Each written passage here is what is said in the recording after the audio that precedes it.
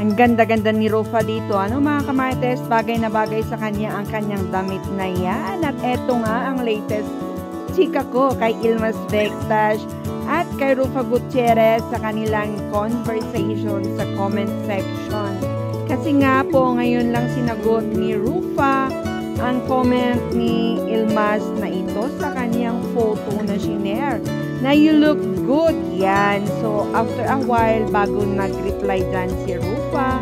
At eto nga yun, sabi niya, you like it when I look like an Eskimo. Yan ang sabi ni Rufa at tinag niya si Ilmas.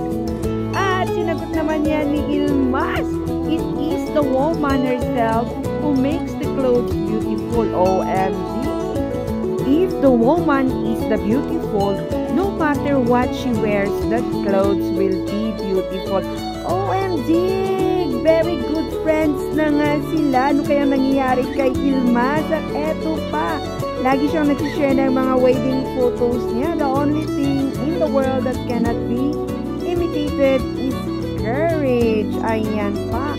At eto pa, when you stop counting, you're either losing time or you've forgotten that I left behind.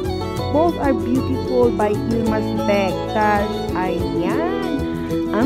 Hiwalay na kaya sila ng kanyang jowa kasi panay post na siya and hindi na siya natitikon sa mga marites na maraming nagko-comment at for sure marami ring nagme-message sa kanya. Kasi last time, nung hindi pa siya nag-public is bigla siyang nawawala or dinidelete niya yung mga comment para hindi siya ma-showbiz. Charot. Ang ganda, no?